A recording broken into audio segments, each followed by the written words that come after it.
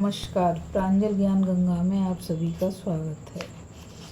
हम संक्षिप्त महाभारत का पाठ कर रहे हैं जिसमें कि सभा पर्व चल रहा है। कल हमने दुर्योधन और धृतराष्ट्र की बातचीत की कथा को पढ़ा था। आज हम युधिष्ठिर को हस्तिनापुर बुलाना और कपट धूत में पांडवों की पराजय की कथा को सुनेंगे, जो कि इस प्रकार है।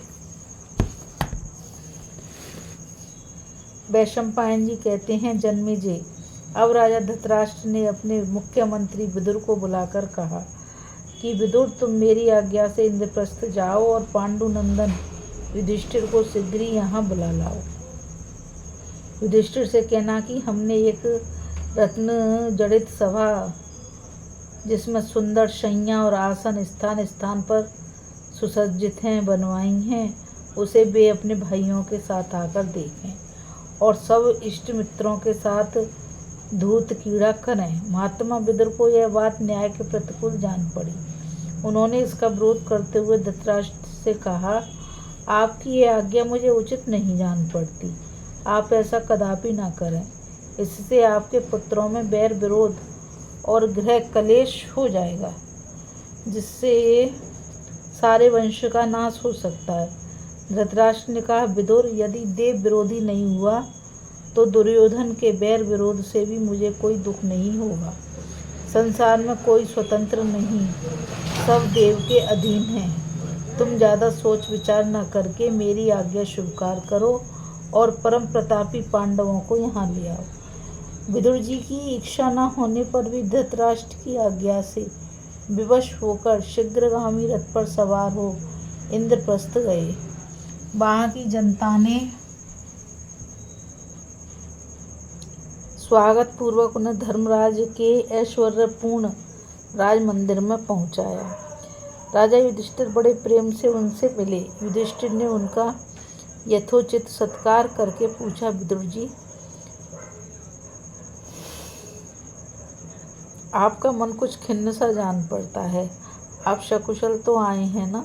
हमारे भाई दुर्योधन आदि राजा धृतराष्ट्र की आज्ञा का पालन तो करते हैं, वैश्य तो उनके अधीर हैं। विदुर जी ने कहा, देवराज इंद्र के समान प्रतापी धृतराष्ट्र अपने पुत्र एवं सगे संबंधियों के साथ सकुशल हैं। आपकी कुशल और आरोग्य पूछकर उन्होंने यह संदेश भेजा है कि युधिष्ठिर, मैंने भी तुम्हारी तरह तुम्हारी ही सभा जैसी एक बड़ी सुंदर सभा बनवाई है। तुम अपने भाइयों के साथ आकर उसका निरीक्षण करो और भाइयों के साथ दूध क्रीड़ा करो। धृतराष्ट्र का संदेश सुनकर धर्मराज युधिष्ठिर ने कहा, चाचा जी, दूध खेलना तो मुझे कल्याणकारी नहीं जान पड़ता।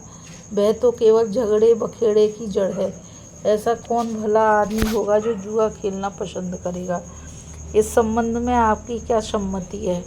हम लोग तो आपके परामर्श के अनुसार ही काम करना चाहते हैं। विदुर ने कहा, धर्मराज, मैं यह भली भांति जानता हूँ, जुआ खेलना सारे अनर्थों का मूल है। मैंने इसे रोकने के लिए बहुत प्रयत्न किया, परंतु सफलता न मिली। मैं धृतराष्ट्र की आज्ञा से विवश होकर आया हूँ। आप जो उचित समझें वही करें।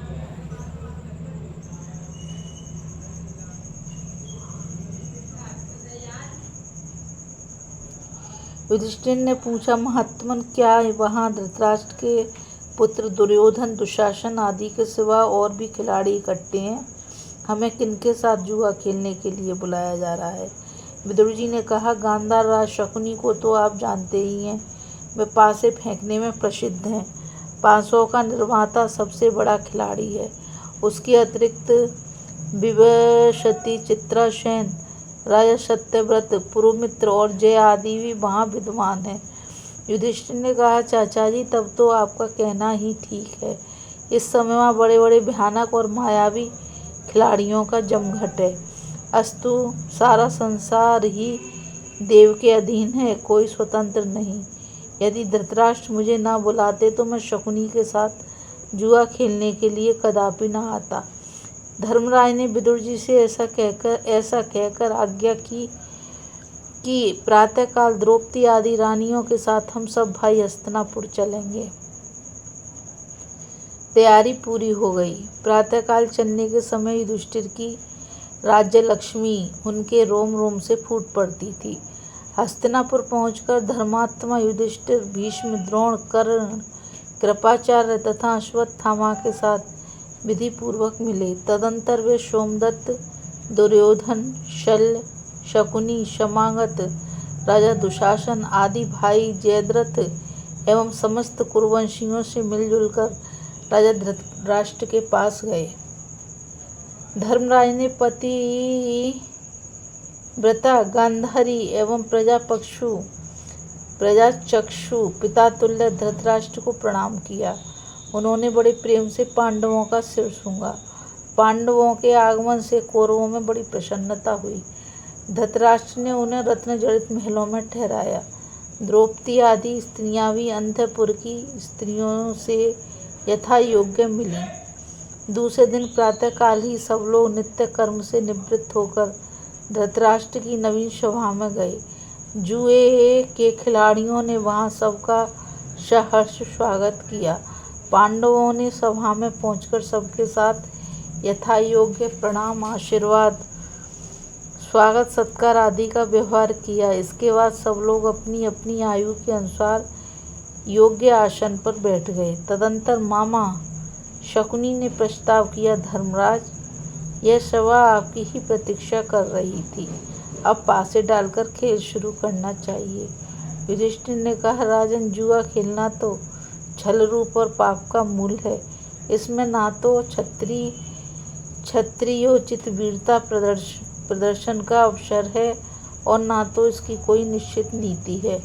जगत का कोई भी भला मानुष जुआरियों के कपटपूर्ण आचरण की प्रशंसा नहीं करता। आप जुए के लिए क्यों उतावले हो रहे हैं? आपको निर्दय पुरुष के समान कुमार्ग से हमें पराजित करने का प्रयत्न नहीं करना चाहिए।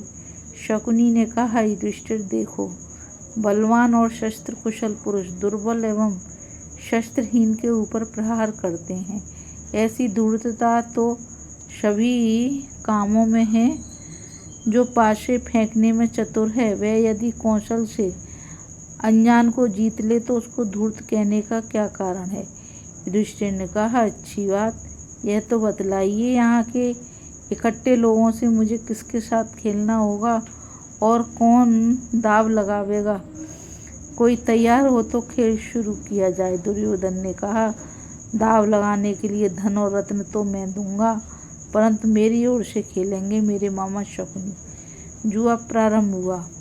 उस समय धृतराष्ट्र के साथ बहुत से राजा वहां आकर बैठ गए। भीष्म, द्रोण, कृपाचार्य और विदुर जी भी। यद्यपि उनके मन में बड़ा खेद था। युधिष्ठिर ने कहा, सागराव रत्न उत्पन्न सुवर्ण के सब आभूषणों में श्रेष्ठ परम सुंदर मणिमय हार में दाव पर रखता हूँ। अब आप बताइए, आप दाव पर क्या रखते हैं? दुर्योधन ने कहा कि मेरे पास बहुत सी मणियां और धन है। मैं उनके नाम गिनकर अहंकार नहीं दिखाना चाहता। आप इस दाव को जीतिए तो। दाव लग जाने पर पासों के विशेषज्ञ शकुनी ने हाथ में पासे उठाए और बोला, यह दाव मेरा रहा। और इस प्रकार उसने पासे डाले कि सचमुच उसकी जीत रही। युधिष्ठिर ने कहा, शकुनी, यह तो तुम्हारी चालाकी है।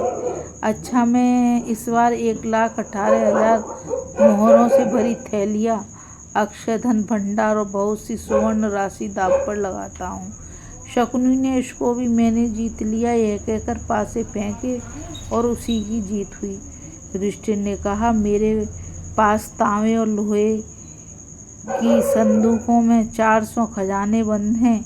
एक एक में 5-5 द्रोण सोना भरा है, वही मैं दाव पर लगाता हूँ। शकुनी ने कहा, मैंने यह भी जीत लिया और सचमुच जीत लिया। इस प्रकार भयंकर जुआ उत्तरोत्तर बढ़ने लगा। यह अन्याय विदुर जी से देखा ना गया। उन्होंने समझाना बुझाना शुरू किया।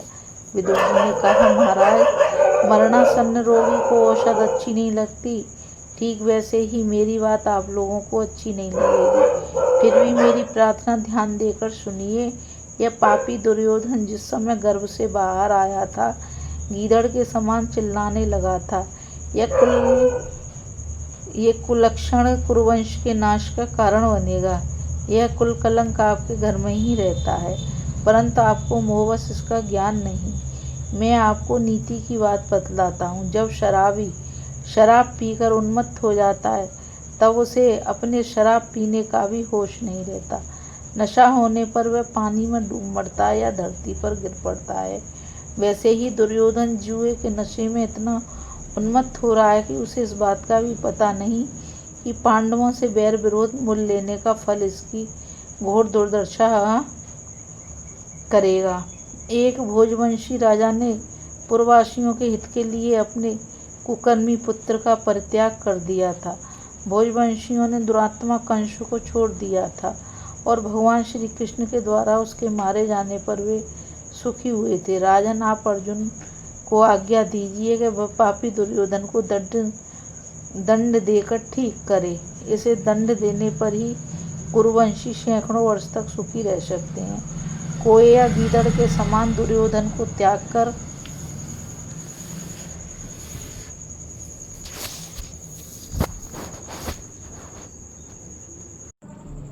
अथवा सिंह के समान पांडवों को अपने पास रख लीजिए। आपको शोक न हो, इसका यही मार्ग है। शास्त्रों में स्पष्ट रूप से कहा गया है कि कुल की रक्षा के लिए एक पुरुष को, गांव की रक्षा के लिए एक कुल को, और देश की रक्षा के लिए एक गांव को, और आत्मा की रक्षा के लिए देश को भी छोड़ दें। सर्वज्ञ महर्षि शुक्राचार्य ने दम्भ दैत्य के परित्याग के समय असुरों से एक बड़ी सुंदर कथा कही थी। उसे मैं आपको सुनाता हूँ।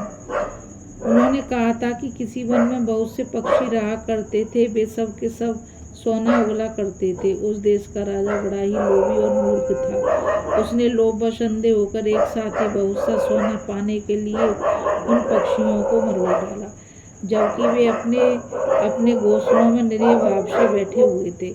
इस पाप का फल क्या हुआ? यही कि उसे उस समय तो सोना नहीं मिला, आगे का मार्ग भी बंद हो गया।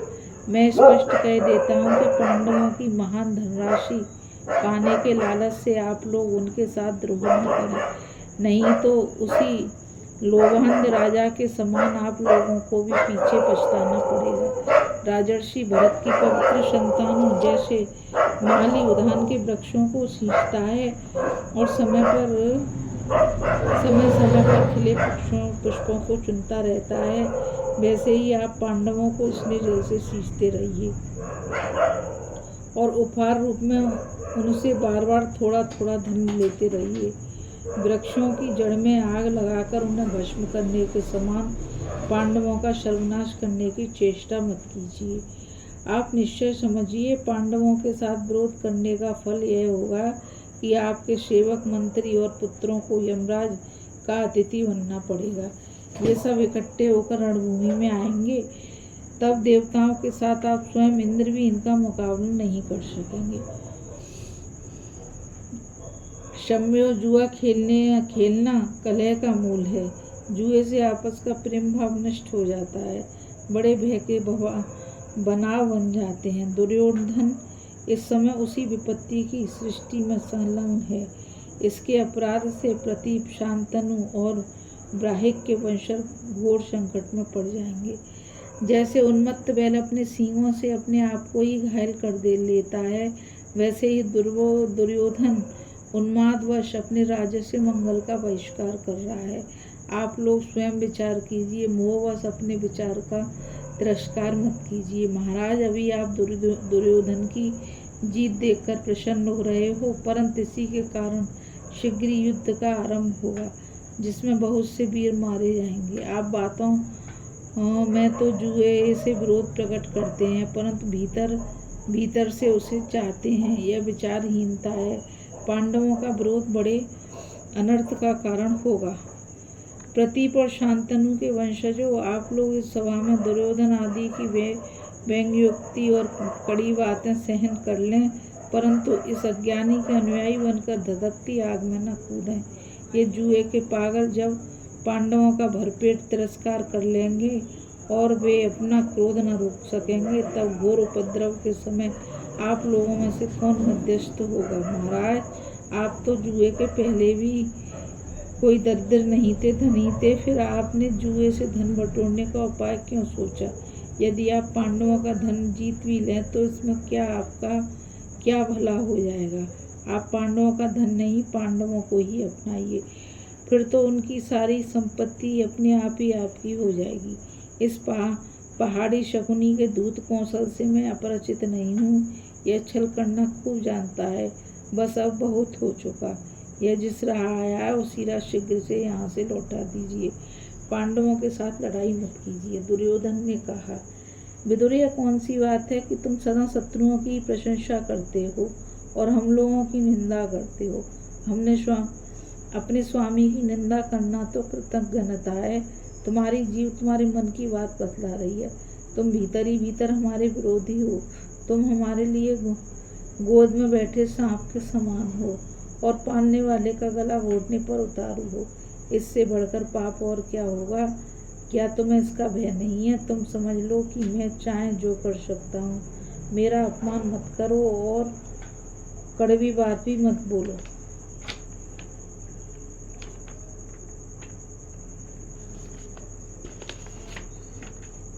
मैं तुमसे अपने हित के संबंध में कब पूछता हूँ? बहुत सह चुका, हद हो गई। अब मुझे मत वेदो। देखो, संसार का शासन करने वाला एक ही है, दो नहीं है। वह माता के गर्भ से मैं भी शिशु पर शासन करता है। मैं भी उसे के शासन के अनुसार काम कर रहा हूँ। तुम बीच में उछल कूद मचाकर शत्रु मत बनो। मेरे काम में हस्तक्षेप मत करो। प्रज्वलित आग को उकसाकर भाग जाना चाहिए, नहीं तो ढूंढे राख भी नहीं मिलती। तुम्हारे जैसे शत्रु पक्ष के मनुष्यों को अपने पास नहीं रखना चाहिए। इसलिए तुम जहाँ चाहो चले जाओ। यहाँ तुम्हारी आवश्यकता नहीं है। विदुर ने कहा, दुर्योधन, तुम अच्छे बुरे सभी कर्मों में मीठी बात सुनना चाहते हो।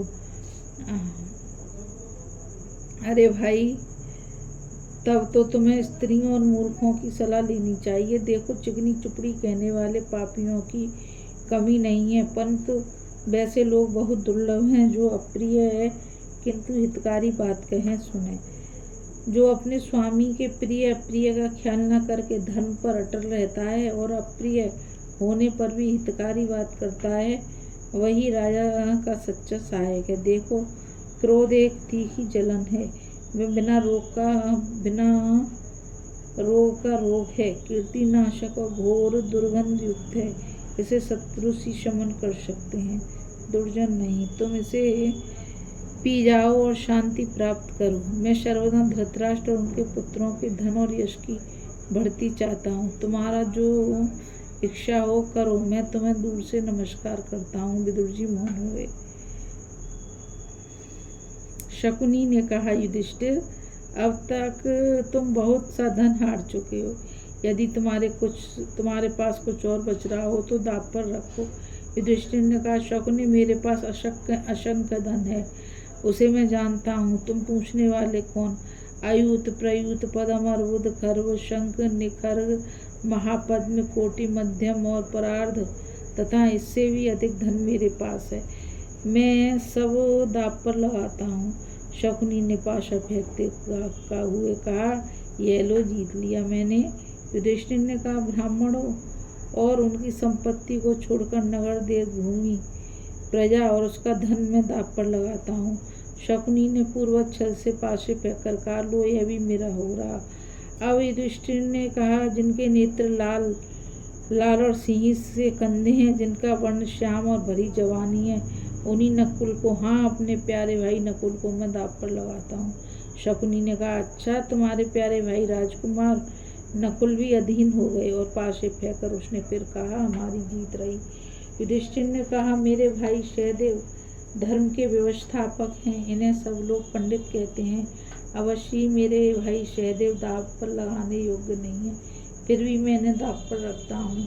शकुनी ने पूर्वत सहदेव को भी जीत लिया। युधिष्ठिर ने कहा, मेरे भाई अर्जुन प्रतापी, वीर और संग्राम विजयी हैं, ये दाँव पर लगाने योग्य नहीं है, फिर भी मैं इन्हें दाँव पर रखता हूँ।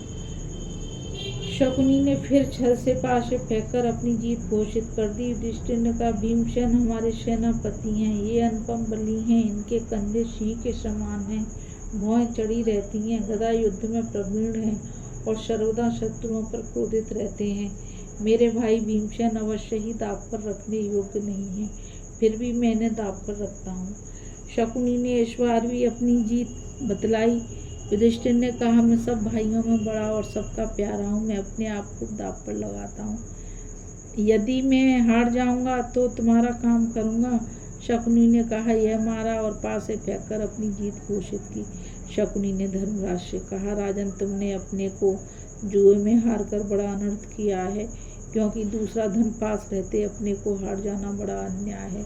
अभी तो तुम्हारे पास दाव पर लगाने के लिए तुम्हारी प्रिय द्रौपदी बाकी है, तुम उसे दाव पर लगाकर अब की बार जीत लो।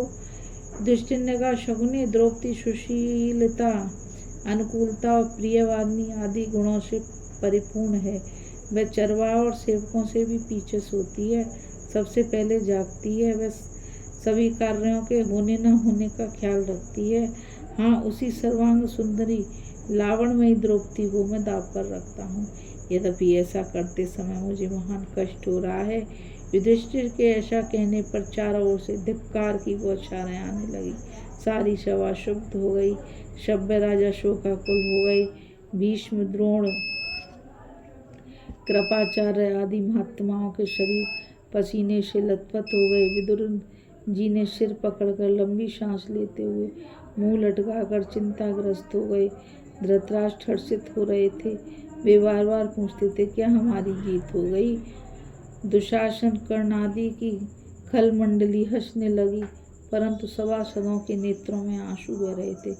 दुष्टात्मा शकुनी ने विजयोन्माद से मंद होकर यह लिया कहकर छल से पासे फेंके और अपनी विजय घोषित कर दी। बोलो श्री कृष्ण भगवान की जय।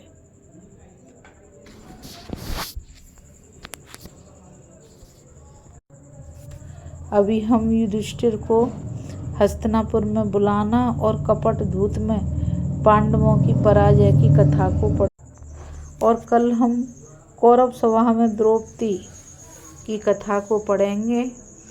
इस कथा में बस इतना ही।